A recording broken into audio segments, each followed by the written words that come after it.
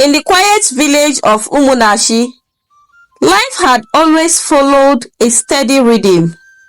However, the once peaceful home of Mazi Okafor had turned into a battlefield of hatred, lies, and deceit. Ngozi, the first wife of the late Mazi Okafor, found herself at the center of this storm.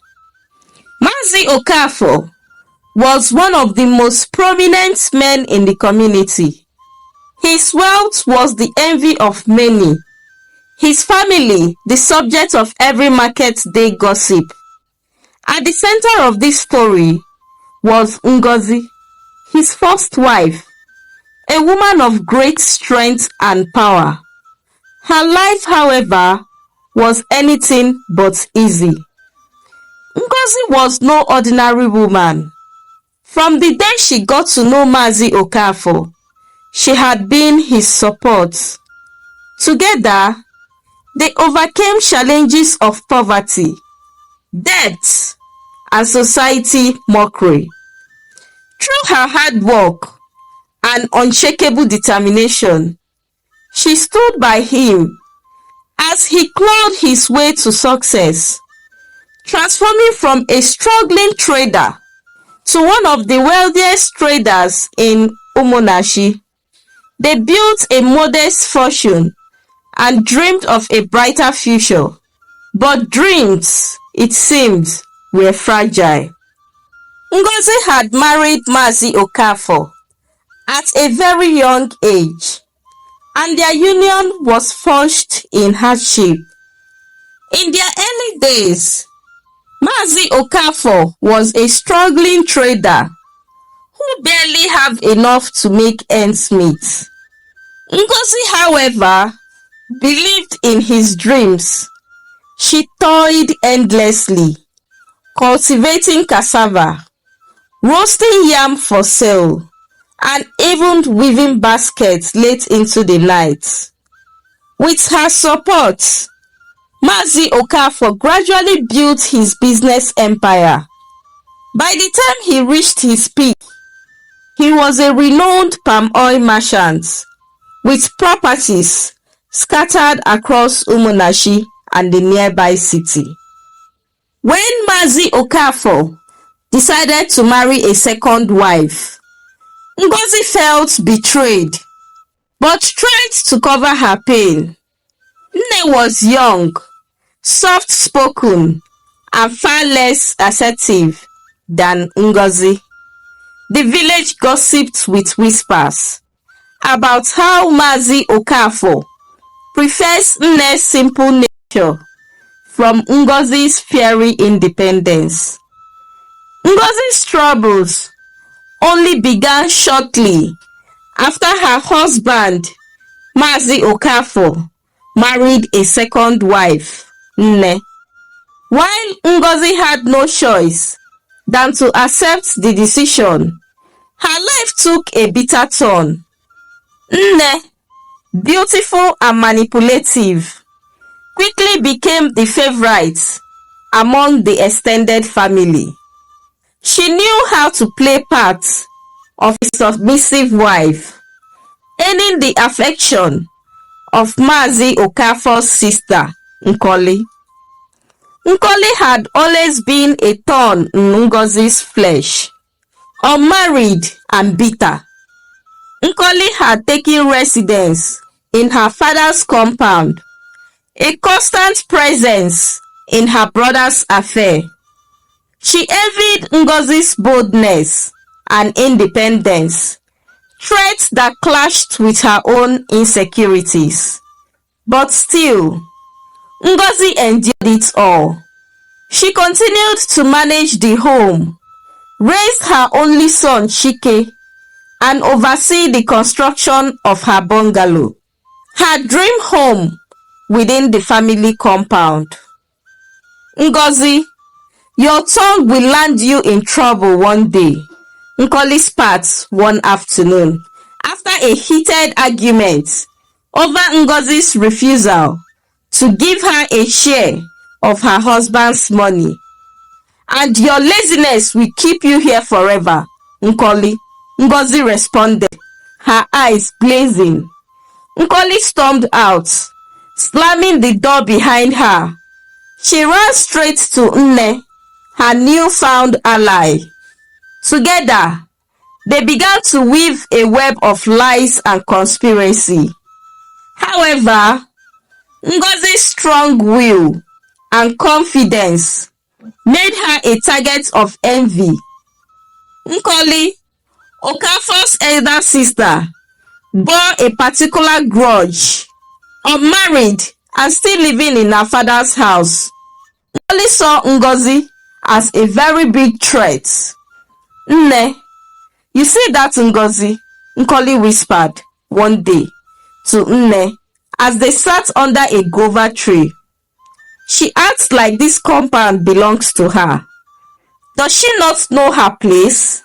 First wives should be humble, but she's always challenging everyone, even me, her sister-in-law."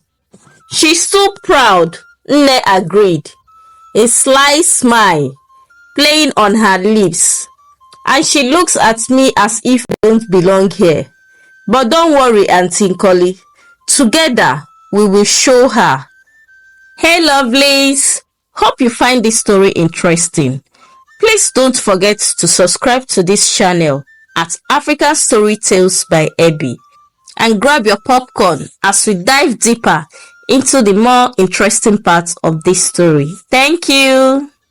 The tragedy struck without warning. One cool harmattan morning, Mazi Okafor was found lifeless in his bed.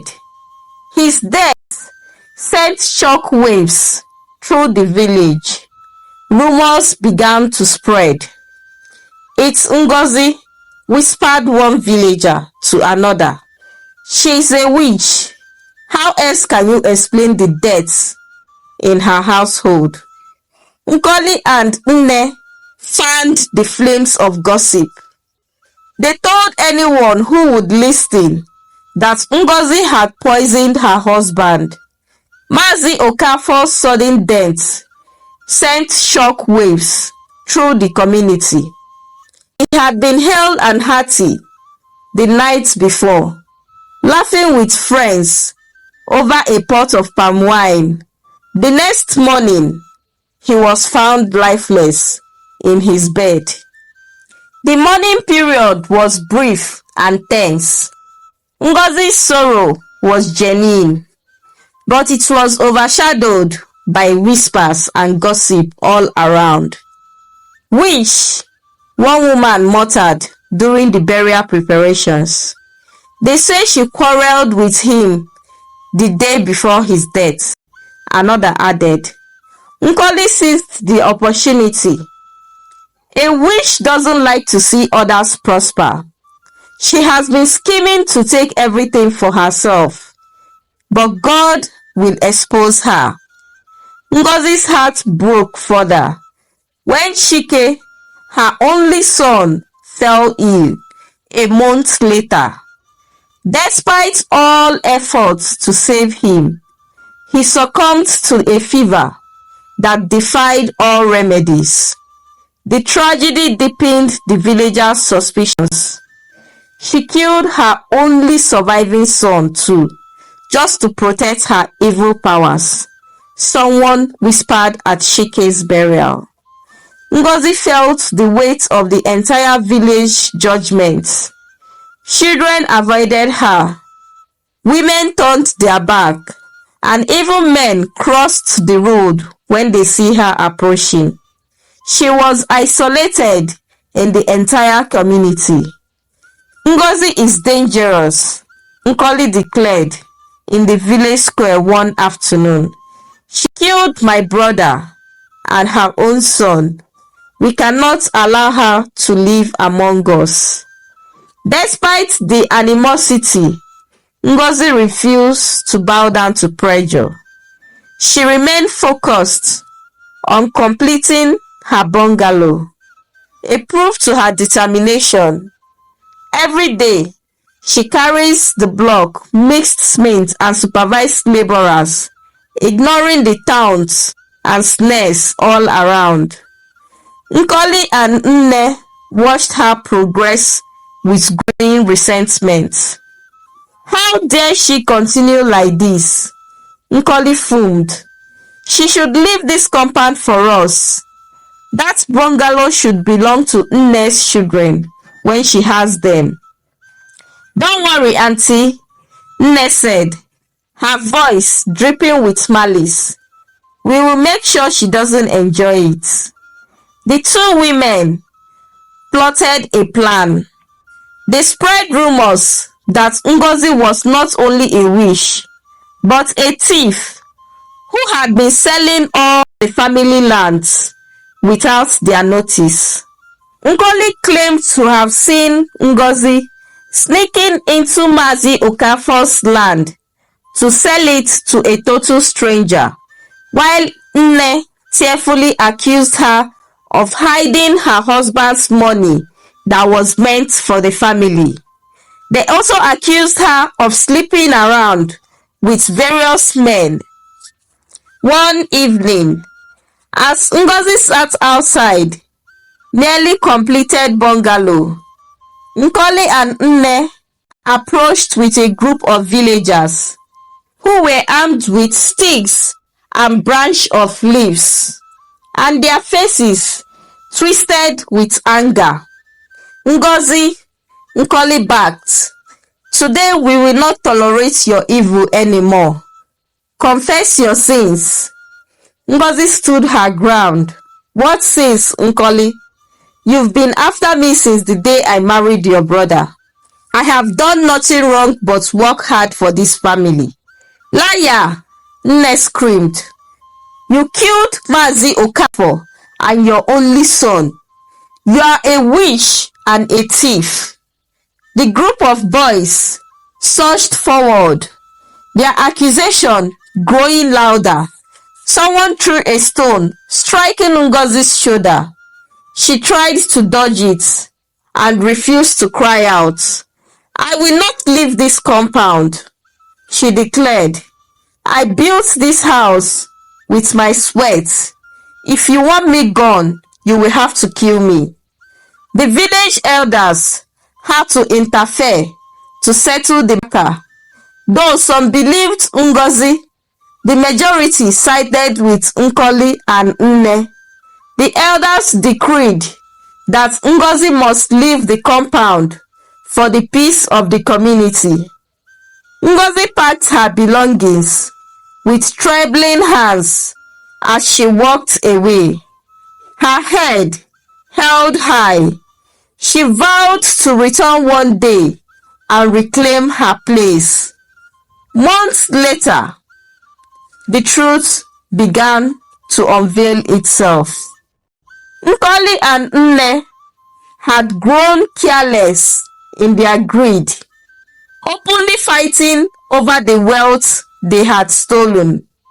One of Nne's confidants, seeking revenge for a personal slight, revealed their schemes to the elders. Nne poisoned Mazi's food, the informant confessed. Nkoli helped her spread the rumors about Ngozi. The village was outraged. The same group of people that had driven Ngozi away now descended on Nkoli and Nne. They were stripped of their positions and banished from the community. Words of Nkoli and Nne's disgrace reached Ngozi in the city where she had sought refuge. With a mix of sorrow and victory, she returned to Umunachi. The villagers, ashamed of their actions, welcomed her back with open arms. Ngozi stood before her completed bungalow, tears streaming down her face. Though the scars of betrayal remained, she found peace in knowing that justice had prevailed. Her story became a cautionary tale, a reminder of the power of the human spirit and the dangers of envy and malice. Hey lovelies, we have come to the end of this story. Hope you find this story interesting. Now, let's ponder on these questions. What do you think of Ngozi's resilience in the face of adversity? Would you have been able to stand your ground like she did? Who do you think was more to blame for Ngozi's suffering? Nkoli, Nne, or the villagers who believed the lies? Have you ever witnessed or heard of a similar situation in real life where someone was falsely accused? How was it resolved? What would you have done differently if you were in Ngozi's position? Do you think justice was served in the end? Why or why not? How do you feel about the role of the village elders in this story? Could they have done more to uncover the truth? What lessons can you learn from the actions of Nkoli and Nne about the consequences of envy and malice? If you were part of the community, how would you have treated Ngozi during her ordeal? Hey lovelies, I'll be waiting for your responses in the comment section. That brings us to the moral lesson of this story. The consequences of envy and malice. Jealousy and greed can lead to devastating consequences, not just for the targets, but for the perpetrators as well. The importance of truth and justice.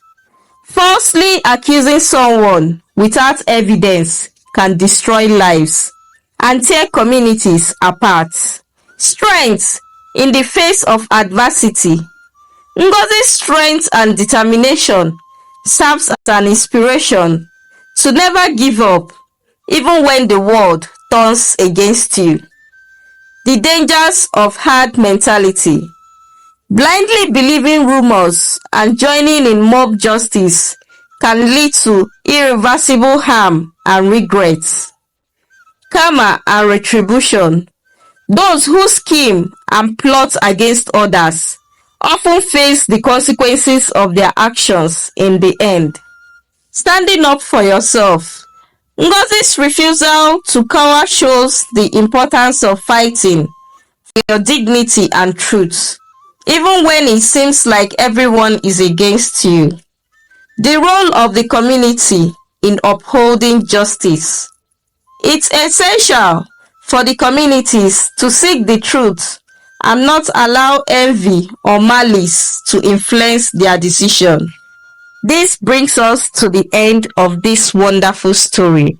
I'll be waiting for you in the comment section to see what your thoughts are. Thank you for staying tuned till the very end of this story. Don't forget to like, share with your loved ones, family and friends. And I remain your favorite storyteller, African Storytales by Abby. Bye!